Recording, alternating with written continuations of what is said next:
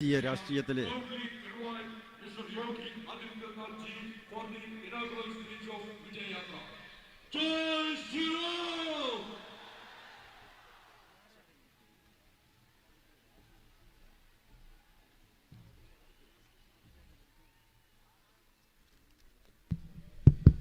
भारत माता की, भारत माता की, भारत माता की।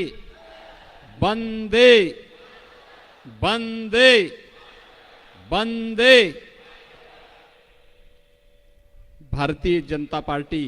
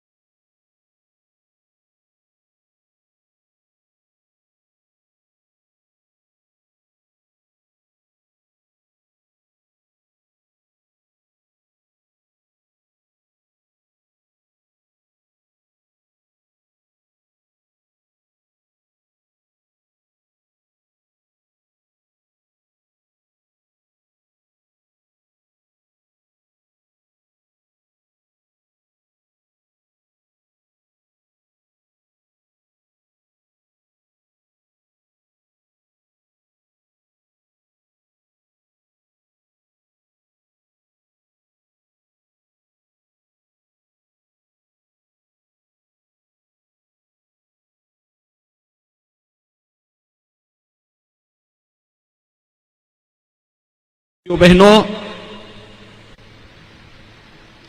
आदि शंकर और सरदेव नारायण गुरु की इस धरती को मैं कोटि कोटि नमन करता हूं।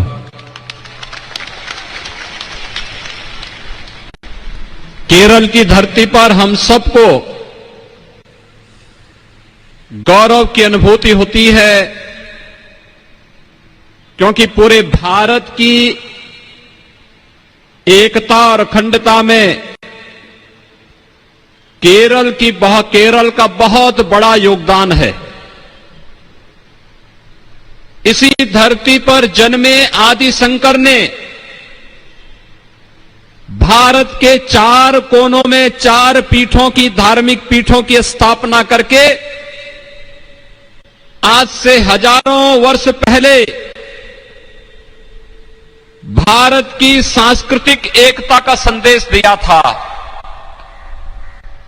और भारत के अंदर परिवर्तन लाने का कार्य किया। मैं केरल की इस धरती पर जन्मे हुए इन पूज्य संतों का कोटि कोटि नमन करते हुए आप सबके इस विजय यात्रा के लिए आप सबको अपनी ओर से, उत्तर प्रदेश की ओर से हृदय से शुभकामना देने के लिए आपके बीच में आया हूं। मैं आपका हृदय से अभिनंदन करता हूं, स्वागत करता हूं। ഭാരതീയ ജനതാ പാർട്ടിയുടെ വിജയയാത്രയുടെ ഈ ശുഭാരംഭത്തിന്റെ അവസരത്തിൽ അധ്യക്ഷത വഹിക്കുന്ന ശ്രീ കുമ്മനം രാജശേഖരൻ, ഭാരതീയ ജനതാ പാർട്ടിയുടെ സംസ്ഥാന പ്രസിഡന്റ് ശ്രീ കെ സുരേന്ദ്രൻ, കേന്ദ്രമന്ത്രി ശ്രീ വി മുരളീധരൻ, എൻ്റെ സുഹൃത്ത് ശ്രീ പി സി തോമസ്, വേദിയിലും അതുപോലെ തന്നെ ഇവിടെ സന്നിഹിതരായിരിക്കുന്ന നേതാക്കളെ, അതുപോലെ തന്നെ ഈ മഹാജന സഞ്ചയത്തെ ഞാൻ കണ്ടിട്ട് എനിക്ക് സന്തോഷം വരികയാണ്. ഈ കേരളത്തിൻ്റെ മണ്ണിൽ നിൽക്കുന്ന അവസരത്തിൽ എനിക്ക് അഭിമാനം തോന്നുന്നു. ആദിശങ്കരന്റെ ഭൂമിയാണിത്. ശ്രീനാരായണ ഗുരുവിൻ്റെ ഭൂമിയാണിത്. ഭാരതത്തില് അഖണ്ഡതയുടെ മന്ത്രം ചൊല്ലിക്കൊടുത്ത ആദിശങ്കരന്റെ മണ്ണിൽ നിൽക്കുമ്പോൾ ആദിശങ്കരൻ ഈ ഭാരതത്തിന്റെ 4 കോണുകളില് 4 പീഠങ്ങൾ സ്ഥാപിച്ചുകൊണ്ട് ആയിരക്കണക്കിന് വർഷങ്ങൾക്ക് മുമ്പ് സാംസ്കാരിക ഏകതയുടെ പാഠങ്ങൾ നമ്മളെ പഠിപ്പിച്ചപ്പോൾ, സദ്ഭാവനയുടെ പാഠങ്ങൾ നമ്മളെ പഠിപ്പിച്ച അദ്ദേഹം ഈ മണ്ണിലാണ് ജനിച്ചത്. അതുപോലെ തന്നെ നമ്മുടെ ഭാരതത്തിന്റെ ജീവിതത്തിലൊരു പരിവർത്തനത്തിന്റെ പാത കാണിച്ചു തന്ന നാരായണ ഗുരുവിന്റെ ഭൂമിയാണിത്. ഈ ഭൂമിയെ ഞാൻ കോടി കോടി നമിക്കുകയാണ്. ഈ വിജയയാത്രയ്ക്ക് എന്റെ ഹൃദയത്തിന്റെ പേരില് നിങ്ങൾക്കെല്ലാം ആശംസകൾ അർപ്പിക്കുകയാണ്. भाइयों बहनों, केरल के अंदर भारतीय जनता पार्टी का कार्यकर्ता जिन विपरीत परिस्थितियों में कार्य कर रहा है, वह सचमुच आपके साहस और भारत के प्रति, भारत माता के प्रति और केरल की समृद्धि के लिए आपकी ये प्रतिबद्धता को दोहराता है। ये सचमुच यहां के उन सभी कार्यकर्ताओं को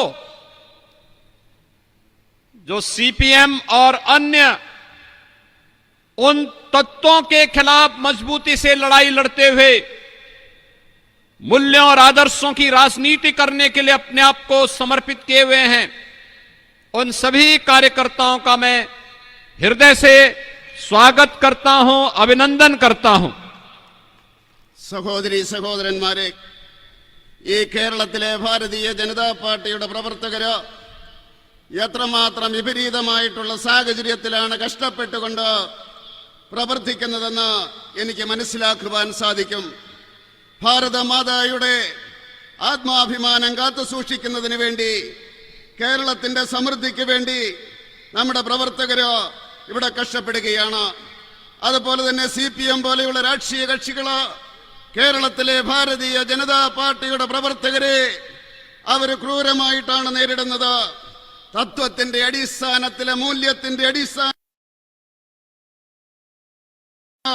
ഇവിടെ പ്രവർത്തിക്കുന്ന പ്രവർത്തകരെ എന്റെ ഹൃദയത്തിന്റെ ഭാഷയില് ഞാൻ നിങ്ങളെ ആദരിക്കുകയാണ്, ആശംസിക്കുകയാണ്. भाइयों बहनों, केरल के अंदर सीपीएम की सरकार हो या इससे पहले कांग्रेस की सरकार, इन लोगों ने केरल के अंदर भ्रष्टाचार फैलाने के सिवाय कुछ भी नहीं किया. जनभावनाओं के साथ खिलवाड़ करना, यहां पर केरल की धरती को अव्यवस्था और अराजकता का शिकार अपने राजनीतिक स्वार्थों के लिए इनके द्वारा किया जा रहा है. आप सब जानते हैं, इसी केरल की धरती पर 2009 में केरल के माननीय उच्च न्यायालय ने लव जिहाद की समस्या की ओर यहां की सरकार का ध्यान आकर्षित किया था. लेकिन यहां की सरकार लव जिहाद के नाम पर प्रारंभ की जा रही यहां की पूरी व्यवस्था को ध्वस्त करने की उस साजिश के खिलाफ आज तक कोई प्रभावी कानून नहीं बना पाई. लेकिन उत्तर प्रदेश के अंदर कुछ ही केस आए थे, लव जिहाद के खिलाफ एक सख्त कानून बना करके हम लोगों ने ऐसे तत्वों के खिलाफ कार्रवाई करना प्रारंभ किया है. സഹോദരി സഹോദരന്മാരെ, ഈ കേരളത്തില് CPMന്റെ സർക്കാരാണെങ്കിലും കോൺഗ്രസിന്റെ സർക്കാരാണെങ്കിലും അഴിമതി മാത്രമാണ് ജനങ്ങൾക്ക് പ്രദാനം ചെയ്യുന്നത്. ജനങ്ങളുടെ പ്രശ്നങ്ങൾ പരിഹരിക്കുവാൻ വേണ്ടി ഈ മണ്ണില് അവരൊന്നും ചെയ്തിട്ടില്ല. ഈ ഭൂമിയില്, കേരളത്തിന്റെ ഭൂമിയില് അവ്യവസ്ഥയും അതുപോലെ തന്നെ അരാജകത്വവും കൊണ്ടുവരുവാൻ വേണ്ടിയാണ് അവർ ശ്രമിച്ചിട്ടുള്ളത്. 2009 ഈ കേരളത്തിന്റെ ന്യായാലയം പറയുകയുണ്ടായി, ഈ കേരളത്തില് ലവ് ജിഹാദ് ഉണ്ട് എന്ന്. എന്നാൽ ആ ലവ് ജിഹാദിനെ നിയന്ത്രിക്കുന്നതിന് വേണ്ടിയുള്ള നടപടികളൊന്നും സ്വീകരിച്ചില്ല എന്ന് മാത്രമല്ല, അതിനനുകൂലമായിട്ടുള്ള നടപടികളാണ് ഇവിടുത്തെ സർക്കാർ സ്വീകരിച്ചുകൊണ്ടിരിക്കുന്നത്. എന്നാൽ ഉത്തർപ്രദേശിലെ സർക്കാർ ആ ലവ് ജിഹാദിനെ നിയന്ത്രിക്കുന്നതിന് വേണ്ടി ശക്തമായിട്ടുള്ള നിയമമുണ്ടാക്കി എന്ന് പറയുവാൻ ഞാൻ ആഗ്രഹിക്കുകയാണ്. मित्रों, लव जिहाद के बारे में यहां की न्यायालय ने 2009 में इस बात को स्पष्ट किया था कि लव जिहाद केरल जैसे स्टेट को इस्लामिक स्टेट बनाने की साजिश का हिस्सा है। उस सब के बावजूद उसे चिंता नहीं है, न सुरक्षा की और नहीं इसकी आड़ में केरल के खिलाफ और देश के खिलाफ की जा रही साजिश के बारे में कोई प्रभावी कार्रवाई नहीं हो पा रही है। हम सबको इसके खिलाफ जागरूक होना पड़ेगा और इसीलिए आज केरल की आवश्यकता है भारतीय जनता पार्टी। भारतीय जनता पार्टी न केवल आपको समृद्धि का बल्कि प्रत्येक नागरिक को बिना भेदभाव के सुरक्षा की गारंटी भी दे सकती है। സുഹൃത്തുക്കളെ, കേരളത്തിന്റെ നീതിപീഠം 2009 പറയുകയുണ്ടായി, ലവ് ജിഹാദ് സ്റ്റേറ്റ് ഉണ്ടാക്കുന്നതിന് വേണ്ടിയുള്ള ശ്രമമാണ് എന്ന് പറയുകയുണ്ടായി. പക്ഷേ ഇവിടെ ഭരിക്കുന്നത് ആരായാലും കേരളത്തിന്റെ സുരക്ഷയ്ക്ക് വേണ്ടിയല്ല, ദേശത്തിന്റെ സുരക്ഷയ്ക്ക് വേണ്ടി അല്ല അവർ ഭരിക്കുന്നത്. അതിനുവേണ്ടിയുള്ള നടപടികൾ അവർ സ്വീകരിച്ചില്ല. നമ്മളെ സംബന്ധിച്ചിടത്തോളം ജാഗ്രത പുലർത്തേണ്ടിയിരിക്കുന്നു. കേരളത്തിന്റെ ആവശ്യം ഭാരതീയ ജനതാ പാർട്ടി ജയിക്കുക എന്നുള്ളതാണ്. കേരളത്തിന് എല്ലാവിധ സമൃദ്ധിയും നൽകുക എന്ന് മാത്രമല്ല, ഓരോ പൗരനും ഭേദഭാവമില്ലാതെ അവന് ക്ഷേമ जनता पार्टी लक्ष्य। भाइयों बहनों, केरल के अंदर यहां की वर्तमान सरकार कैसे जनभावनाओं के साथ खिलवाड़ कर रही है, सबरीमाला प्रकरण उसका एक उदाहरण है। एक तरफ सबरीमाला के नाम पर जनभावनाओं का कार्य यहां की सरकार करती है और दूसरी तरफ यहां पर कुछ ऐसे संगठनों को अराजकता फैलाने की छूट सरेआम दी जाती है जो यहां के मंदिरों और चर्चों पर हमला करके जनभावनाओं के साथ खिलवाड़ करते हैं। आप सब जानते हैं, केरल जैसे स्टेट में अगर जब सत्ता के संरक्षण में इस प्रकार की अराजकता फैलेगी तो स्वाभाविक रूप से ऐसे तत्वों के दुस्साहस बढ़ेंगे जिन्होंने अभी हाल ही में अपनी एक रैली के माध्यम से राष्ट्रीय स्वयंसेवक संघ के बारे में किस प्रकार के पोस्टरबाजी की थी। वे पोस्टरबाजी इस बात को साबित करती है कि उनकी मंशा भारतीय जनता पार्टी, आरएसएस या फिर इस देश के लिए और केरल के प्रति किस प्रकार की है। हमें समय रहते इस प्रकार की साजिश के खिलाफ और जो साजिश का हिस्सा यहां की सरकार बन रही है, उस साजिश को समय रहते उसके खिलाफ सजग होकर के प्रत्येक केरल वासी को जागरूक करना होगा। केरल की सरकार सबरीमाला के प्रकरण में जनआस्था के साथ खिलवाड़ करती है, लेकिन आपने देखा होगा उत्तर प्रदेश में जनभावना का सम्मान करते हुए अयोध्या में प्रधानमंत्री मोदी जी ने भव्य राम मंदिर के कार्य का शुभारंभ किया है। ये भव्य राम मंदिर के निर्माण का कार्य, ये भारत के राष्ट्र मंदिर के निर्माण के कार्यक्रम को आगे बढ़ाने का है। ये केवल एक मंदिर नहीं बल्कि भारत की आस्था को सम्मान देने का कार्य किया गया है और भारत की इस आस्था के सम्मान के लिए केरल की ओर से जो योगदान दिया गया है, जो दिया जा रहा है, मैं इसके लिए केरल की जनता का हृदय से अभिनंदन करता हूं, आभार व्यक्त करता हूं। പ്രിയമുള്ളവരെ, ജനഹിതത്തിനനുസരിച്ചല്ല അവർ പ്രവർത്തിക്കുന്നത്. ശബരിമലയില് അവർ ജനഹിതത്തിന് എതിരായിട്ടാണ് പ്രവർത്തിച്ചത്. മാത്രമല്ല, ചില തീവ്രവാദി സംഘടനകള് അവര് ക്ഷേത്രങ്ങളും അതുപോലെ തന്നെ ചർച്ചുകളും അവര് എതിരായിട്ട് പ്രവർത്തിക്കുന്നവര്, അതിനൊക്കെ എതിരായിട്ട് പ്രവർത്തിക്കുന്നവരെ സഹായിക്കുന്ന രീതിയിലാണ് ഇവിടെ ഭരിക്കുന്നത്. ഈ അടുത്ത കാലഘട്ടത്തിലോ നിങ്ങൾ ഇവിടെ ഒരു റാലി കണ്ടു. എന്തായിരുന്നു? കണ്ണൂർ ജില്ലയിലാണ്. എന്തായിരുന്നു ആ റാലി? RSSനെയും അതുപോലെ തന്നെ അങ്ങനെയുള്ള രാഷ്ട്രസ്നേഹ സംഘടനകളെ ആക്ഷേപിക്കുന്ന രീതിയിലുള്ള ഒരു റാലിയും പോസ്റ്ററുമാണ് അവരിറക്കിയത്. ഈ രാജ്യത്തെ തകർക്കുന്നതിന് വേണ്ടിയുള്ള, രാജ്യത്തിന് വേണ്ടിയുള്ള ചിന്തയെ തകർക്കുന്നതിന് വേണ്ടിയുള്ള ഗൂഢാലോചനയാണ് നടക്കുന്നത്. തീർച്ചയായിട്ടും നമ്മളെ സംബന്ധിച്ചിടത്തോളം ജാഗ്രത പുലർത്തേണ്ടിയിരിക്കുന്നു.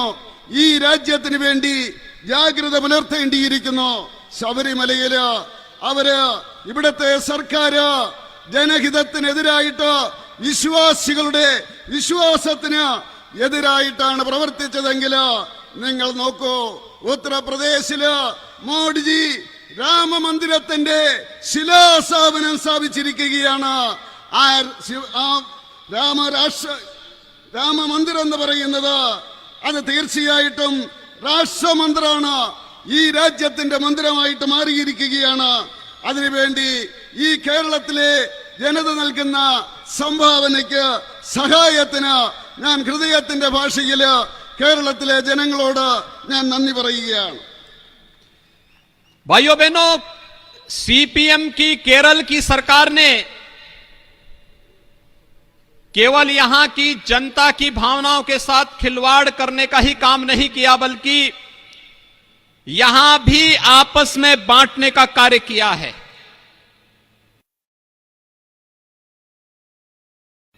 अपने राजनीतिक स्वार्थ के लिए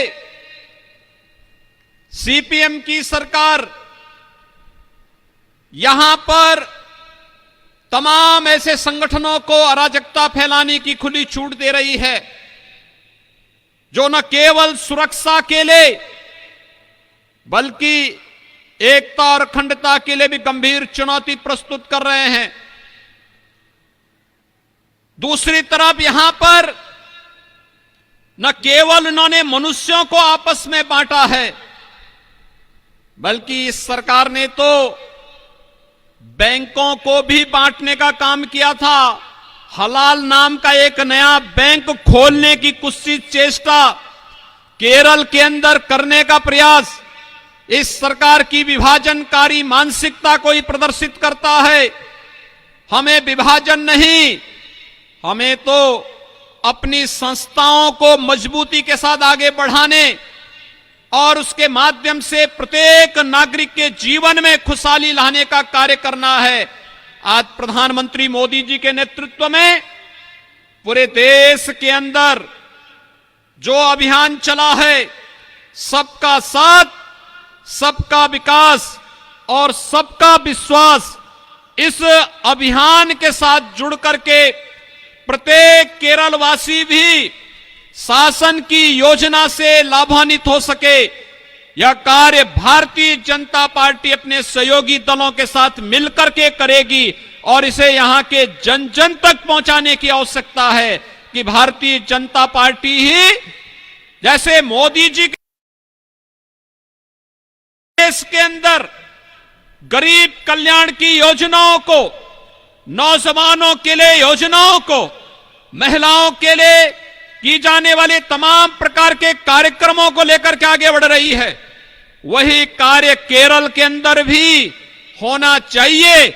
और केरल के अंदर भारतीय जनता पार्टी ही इस कार्य को आगे बढ़ाएगी। इसके लिए आज आप सबका आह्वान करने के लिए मैं आपके बीच यहां पर उपस्थित हुआ हूं। സഹോദരീ സഹോദരന്മാരെ, CPMന്റെ ഭരണം കേരളത്തിലെ ജനവികാരവുമായിട്ട് അവരേതാണ്ട് ഏറ്റുമുട്ടുകയാണ്. ഈ അവസരത്തിൽ അവര് ജനങ്ങളെ വിഭജിക്കുന്നതിന് വേണ്ടിയുള്ള രാഷ്ട്രീയമാണ് കളിക്കുന്നത്. ഇവിടുത്തെ തീവ്രവാദി സംഘടനകൾക്ക് അവര് സഹായം കൊടുത്തു. ഏകതയ്ക്കും അഖണ്ഡതയ്ക്കും എതിരായിട്ട് അവർ പ്രവർത്തിച്ചു കൊണ്ടിരിക്കുകയാണ്. ഇവിടുത്തെ ജനങ്ങളെ വിഭജിക്കുവാൻ വേണ്ടി അവർ ശ്രമിച്ചു കൊണ്ടിരിക്കുന്നു. ജനങ്ങളെ വിഭജിക്കുക മാത്രമല്ല, ബാങ്കുകളെ അവർ വിഭജിക്കുന്നു. ഹലാൽ ബാങ്ക് എന്ന് പറഞ്ഞുകൊണ്ട് ഒരു ബാങ്ക് ഇവിടെ സ്ഥാപിക്കുവാൻ വേണ്ടി അവർ ശ്രമിക്കുകയാണ്. മനുഷ്യനെയും തമ്മിലടിപ്പിക്കുന്നതിന് വേണ്ടി. ഇതിനെതിരെ മാനവികതയുടെ ശബ്ദമായിട്ട് നാം ശക്തമായിട്ട് മുന്നോട്ട് നീങ്ങേണ്ടിയിരിക്കുന്നു. നമ്മുടെ പദ്ധതി എന്ന് പറയുന്നത് ജാതിയും മതവും നോക്കാതെ ഓരോ പൗരനും അവന് വികസനത്തിനുള്ള, അവന് മുന്നോട്ട് പോകുന്നതിനുള്ള പദ്ധതികളാണ്. നരേന്ദ്രമോദിയുടെ നേതൃത്വത്തിലുള്ള പദ്ധതികളാണ്. സബ്കാ സാത്ത്, സബ്കാ വികാസ്, സബ്കാ വിശ്വാസ് എന്നുള്ള മുദ്രാവാക്യം ഉയർത്തിപ്പിടിച്ചുകൊണ്ട് എല്ലാവരെയും ഒരുമിച്ച് നിർത്തിക്കൊണ്ട് അങ്ങോട്ട് മുന്നോട്ട് പോകുകയാണ്. കേരളത്തിൽ ഭാരതീയ ജനതാ പാർട്ടിയോടൊപ്പം ഇവിടുത്തെ ഘടകകക്ഷികളും അതിന് സഹായം നൽകുകയാണ്. അതുകൊണ്ട് എനിക്ക് പറയുവാനുള്ളത്, ക്ഷേമ പദ്ധതികള്, ജനങ്ങൾക്ക് വേണ്ടിയുള്ള ക്ഷേമ പദ്ധതികള്, യുവാക്കൾക്ക് വേണ്ടിയുള്ള പദ്ധതികള്, മഹിളകൾക്കുള്ള പദ്ധതികള്, അതെല്ലാം തന്നെ ഓരോ പൗരനിലെത്തണം. ജനങ്ങളോട് പറയണം. അങ്ങനെ ഭാരതീയ ജനതാ പാർട്ടി ഈ കേരളത്തില് വിജയിക്കുന്നതിനുള്ള അന്തരീക്ഷം ഉണ്ടാക്കണമെന്ന് അഭ്യർത്ഥിക്കുന്നതിന് വേണ്ടിയാണ് ഞാൻ ഇവിടെ എത്തിയിരിക്കുന്നത്. भाइयों बहनों, केरल के अंदर चाहे एलडीएफ रहा हो या यूडीएफ, ये दोनों भ्रष्टाचार की प्रतीक रहे हैं. यहां की जनता को शासन की योजनाओं से वंचित करने वाले रहे हैं. उत्तर प्रदेश देश के अंदर आबादी के हिसाब से सबसे बड़ा राज्य है. 24 करोड़ की आबादी उत्तर प्रदेश में निवास करती है. और उस 24 करोड़ की आबादी में आपने देखा होगा कोरोना प्रबंधन किस रूप में होता है. उत्तर प्रदेश के अंदर आज के दिन पर 2000 से भी कम एक्टिव केस कोविड के उत्तर प्रदेश के अंदर बचे हैं. कोविड की नियंत्रण के लिए बहुत अच्छी कार्य योजना वहां पर बना करके, क्योंकि केंद्र में मोदी जी के नेतृत्व की सरकार जो मार्गदर्शन करती है और जिन योजनाओं को देती है, उन योजनाओं का ईमानदारी के साथ उत्तर प्रदेश के नागरिकों को उपलब्ध कराने का कार्य किया जा रहा है. और इसीलिए बेहतर कोविड प्रबंधन के लिए WHO ने भी उत्तर प्रदेश सरकार की सराहना की है. आखिर कोविड नियंत्रण केरल के अंदर क्यों नहीं होता है? केरल की सरकार, यहां के मुख्यमंत्री और यहां की सरकार तो पहले उत्तर प्रदेश के हेल्थ इंफ्रास्ट्रक्चर पर हंसती थी, लेकिन आज दुनिया कोविड प्रबंधन में फेल होने के लिए केरल की सरकार पर हंस रही है. केरल की सरकार को केरल की जनता के सामने इसका जवाब देना चाहिए. സുഹൃത്തുക്കളെ, കേരളത്തില് LDF ആയാലും UDF ആയാലും അത് അഴിമതിയുടെ പ്രതീകങ്ങളായിട്ട് മാറിയിരിക്കുകയാണ്. ഭരണത്തിലൂടെ ജനങ്ങൾക്ക് ആനുകൂല്യങ്ങൾ നൽകാതെ അവര് അവഗണിക്കുകയാണ്. എന്നാൽ ഞാൻ UP-യിൽ നിന്നാണ് വരുന്നത്. ഇന്ത്യയിലെ ഏറ്റവും കൂടുതൽ ജനസംഖ്യയുള്ള സംസ്ഥാനമാണ് UP. 24 കോടി ജനങ്ങളാണ് UP-യിലുള്ളത്. ആ 24 കോടി ജനങ്ങളുള്ള UP-യില് കൊറോണ എങ്ങനെ നിയന്ത്രിച്ചു എന്ന് നിങ്ങൾ മനസ്സിലാക്കണം. ഇന്ന് 2000-ൽ കുറവാണ് അവിടെ ഈ കൊറോണ കേസസ്. ഏതായാലും UP ശക്തമായിട്ടുള്ള നടപടികൾ എങ്ങനെയാണോ മോഡിജി നിർദ്ദേശിച്ചത്, അതിന്റെ അടിസ്ഥാനത്തില് പദ്ധതികൾ നടപ്പിലാക്കി. അതുകൊണ്ട് അവിടെ കൊറോണ നിയന്ത്രിക്കുവാൻ സാധിച്ചു. ലോക ആരോഗ്യ സംഘടന UP-യെ അഭിനന്ദിച്ചിരിക്കുകയാണ് ശക്തമായിട്ടുള്ള നടപടികൾ സ്വീകരിച്ചതിന്. എന്തുകൊണ്ട് കേരളത്തിലെ സർക്കാരിന് നിയന്ത്രിക്കാൻ സാധിക്കുന്നില്ല? ഒരു കാലഘട്ടത്തിൽ കേരളത്തിലെ മുഖ്യമന്ത്രി UP-യുടെ കാര്യം പറഞ്ഞ് ചിരിക്കുമായിരുന്നു. ഇന്ന് ലോകം മുഴുവൻ കേരളത്തിലെ സർക്കാരിന്റെ പരാജയം ചൂണ്ടിക്കാണിച്ചുകൊണ്ട് ചിരിക്കുകയാണ്. അങ്ങനെ ഈ സർക്കാർ പരാജയപ്പെട്ടിരിക്കുകയാണ് കോവിഡ് നിയന്ത്രിക്കുന്ന കാര്യത്തില്. केरल के अंदर यहां का युवा यहां पर ईमानदारी से नौकरी न मिलने के कारण केरल से पलायन करने के लिए मजबूर हो रहा है। और उत्तर प्रदेश में 4 वर्ष में 4 लाख नौजवानों को सरकारी नौकरी पूरी पारदर्शी ईमानदारी के साथ उत्तर प्रदेश सरकार ने उपलब्ध करवाई है। केरल की बहुत सारी बहनें तो उत्तर प्रदेश के अंदर भी वहां पे शासकीय सेवा में भी और निजी क्षेत्र की सेवा में भी कार्य कर रही हैं। कहीं कोई समस्या उनके सामने नहीं है। यही नहीं, निजी क्षेत्र में भी भारी पैमाने पर निवेश को उत्तर प्रदेश के अंदर आमंत्रित किया गया है।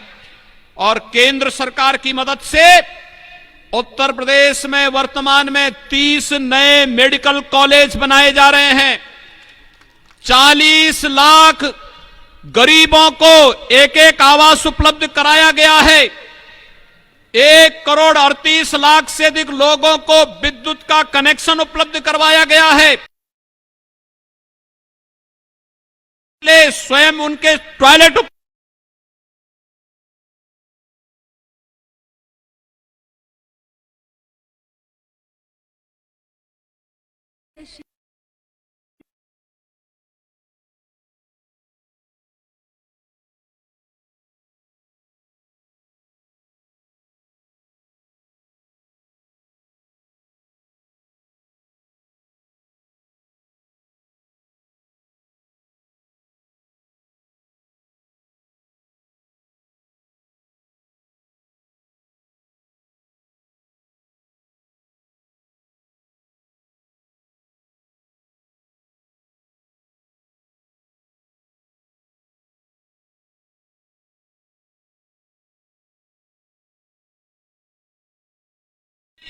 आपके सामने उदाहरण है जल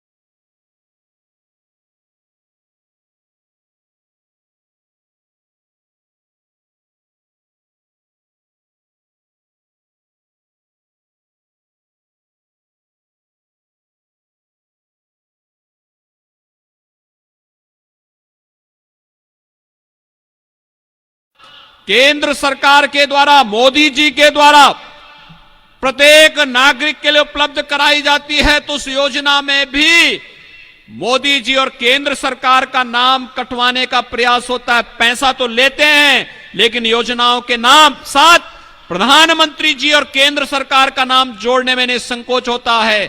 भाइयों बहनों, हमें केरल सरकार की वास्तविकता को समझने का प्रयास करना चाहिए। इनका विकास में नहीं, केरल के विकास में नहीं, केरल के नागरिकों के उत्थान में नहीं, बल्कि केवल सीपीएम के कैडर के विकास में इनकी रुचि है। और सीपीएम के कैडर के विकास के लिए केरल की जनता के साथ धोखा बंद होना चाहिए। और यही आह्वान करने के लिए आज आपके बीच में हम लोग आए हैं। പ്രിയമുള്ളവരെ, കേരളത്തിലെ യുവാക്കള് ജോലി കിട്ടാതെ വിഷമിക്കുകയാണ്, ഇന്ന് സമരം ചെയ്യുകയാണ്.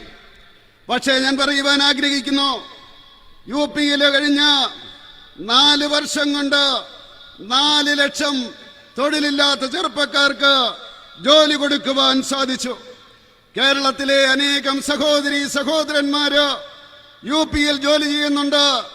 സർക്കാരിന്റെ കീഴിലുള്ള ആരോഗ്യ സ്ഥാപനങ്ങളിലും അതുപോലെ തന്നെ പ്രൈവറ്റ് സ്ഥാപനങ്ങളിലും ജോലി ചെയ്യുന്നുണ്ട്. അവരെ സംബന്ധിച്ചിടത്തോളം ഒരു പ്രശ്നവുമില്ല. ആ പ്രൈവറ്റ് ആയിട്ടുള്ള സ്ഥാപനങ്ങളിലും അവർക്ക് നല്ല രീതിയിലുള്ള പരിഗണന കിട്ടുന്നുണ്ട് എന്ന് സംസ്ഥാന സർക്കാർ ഉറപ്പുവരുത്തുന്നു. മാത്രമല്ല, കേന്ദ്ര സർക്കാരിന്റെ സഹായത്തോടുകൂടി യുപിയില് 30 മെഡിക്കൽ കോളേജുകളാണ് ഈ കഴിഞ്ഞ വർഷങ്ങളിൽ സ്ഥാപിച്ചത്. പാവപ്പെട്ടവർക്ക് 40 ലക്ഷം വീടുകൾ കൊടുത്തു. സൗജന്യമായിട്ട് വൈദ്യുതി 1,38,00,000 പേർക്കാണ് കൊടുത്തത്. 2 കോടി ജനങ്ങൾക്ക് ടോയ്ലറ്റ് കൊടുത്തു. അതുപോലെ ആയുഷ്മാൻ ഭാരത് 5 ലക്ഷം രൂപയുടെ ഇൻഷുറൻസ് 10 കോടി വീടുകളിലാണ് കൊടുത്തത്. അങ്ങനെ പദ്ധതികള് നടപ്പിലാക്കുകയാണ്. പക്ഷേ കേരളത്തിലെ സർക്കാരിന് ഇത് നടപ്പിലാക്കുവാൻ താല്പര്യമില്ല. നിങ്ങൾക്കറിയാം, ഇപ്പോഴൊരു പദ്ധതിയുണ്ട്, ജൽജീവൻ പദ്ധതി. എല്ലാ വീടുകളിലും പൈപ്പിലൂടെ കുടിവെള്ളം എത്തിക്കുന്ന പദ്ധതിയാണ്. അത് ഭാരതം മുഴുവൻ നടപ്പിലാക്കുക തുടങ്ങിയില്ല. മാത്രമല്ല, അത് വേണ്ട രീതിയിൽ നടപ്പിലാക്കുന്നില്ല. ഈ മോഡി സർക്കാരിന്റെ പദ്ധതികള്, അത് ഭവന നിർമ്മാണ പദ്ധതികളാണെങ്കിലും ആയുഷ്മാൻ ഭാരതിന്റെ പദ്ധതിയായാലും ടോയ്ലറ്റിന്റെ പദ്ധതിയാണെങ്കിലും അവര് നടപ്പിലാക്കാൻ ആഗ്രഹിക്കുന്നില്ല. കേന്ദ്ര സർക്കാരിന്റെ പണം വേണം, പക്ഷേ മോഡിയുടെ പേര് പാടില്ല, കേന്ദ്രത്തിന്റെ പേര് പാടില്ല, പണം മതി എന്നാണ് അവർ പറയുന്നത്. തീർച്ചയായിട്ടും കേരളത്തിലെ ജനങ്ങളെ ഇത് പറഞ്ഞ് നമ്മൾ മനസ്സിലാക്കിക്കണം.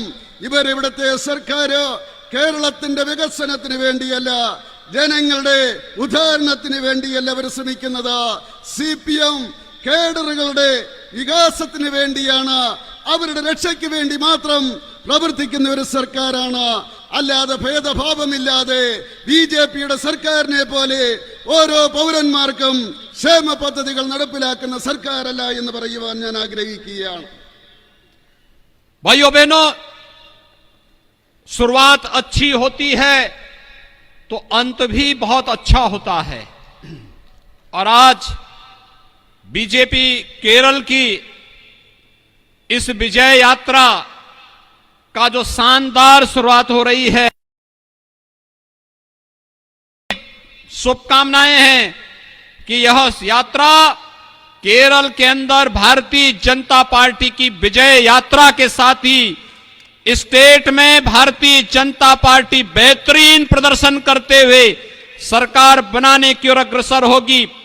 क्योंकि मुझे विश्वास है, आज मोदी जी के नेतृत्व में जो विश्वास आम जनमानस के मन में आया है, केरल के अंदर भी वहां पर CPM की सरकार थी। और आप जानते हैं त्रिपुरा के अंदर जब वहां की सरकार 35 वर्षों से चली आ रही थी, लेकिन जब उनके पास मोदी जी के नेतृत्व की भारतीय जनता पार्टी की सरकार के कार्यों की और लोक कल्याणकारी योजनाओं का लाभ पहुंचा, जब वहां पे इलेक्शन हुए 2 वर्ष पूर्व, तो त्रिपुरा में 2/3 मेजोरिटी के साथ भारतीय जनता पार्टी वहां पर सरकार बनाई है। आज नॉर्थ ईस्ट में त्रिपुरा हो, मणिपुर हो, अरुणाचल हो, असम है, इन सभी राज्यों में भारतीय जनता पार्टी की सरकारें बेहतरीन तरीके से कार्य कर रही है। और भारतीय जनता पार्टी विकास के लिए तो कार्य कर ही रही है, साथ साथ अलगाववाद और आतंकवाद पूरी तरह उन क्षेत्रों से समाप्त भी हो गया है। केरल के अंदर भी भारतीय जनता पार्टी के कार्यकर्ताओं ने त्याग और बलिदान का, शौर्य और पराक्रम का जो एक नया इतिहास रचा है, इस इतिहास को अब आगे बढ़ाने की आवश्यकता है। और इसके लिए इस विजय यात्रा का शुभारंभ आप सबके लिए शुभ हो, यह अपनी पूरी शुभकामना आप सबके प्रति व्यक्त करने के लिए आज मैं विशेष रूप से इस विजय यात्रा के शुभारंभ के अवसर पर यहां पर आपके बीच में उपस्थित हुआ हूं। आप सबके लिए और इस पूरी यात्रा के लिए, विधानसभा चुनाव के लिए मेरी शुभकामनाएं, उत्तर प्रदेश की शुभकामनाएं और देश की शुभकामनाएं आप सबके प्रति है। इस विश्वास के साथ मैं अपनी वाणी को यहीं पर विराम देता हूं।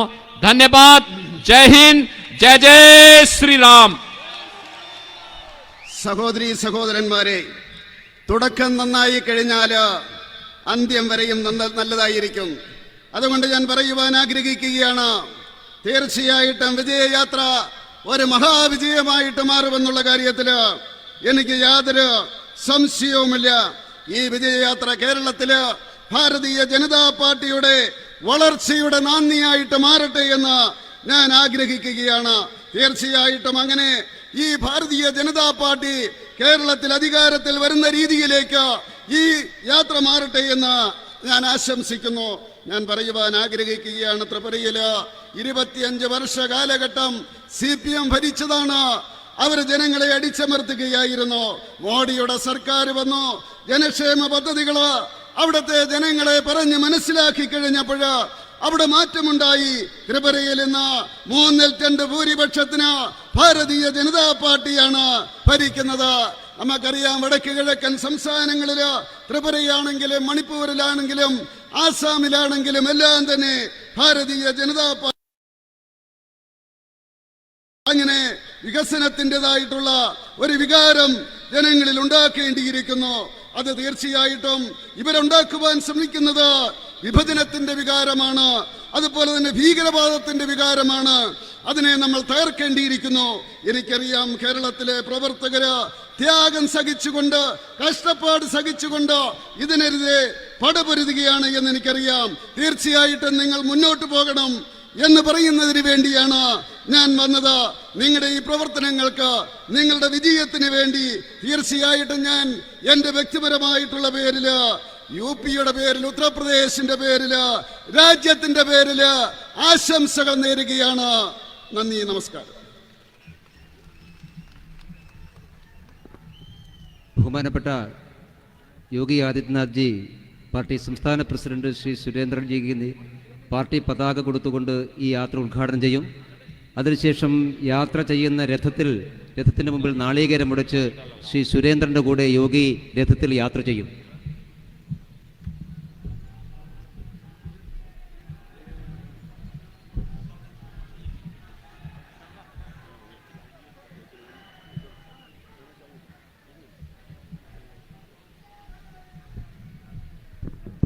जय बोलो भारत माता के, जय बोलो भारत माता के, जय बोलो भारत माता के, जय जय के सुरेंद्रन, जय जय के सुरेंद्रन, जय जय के सुरेंद्रन.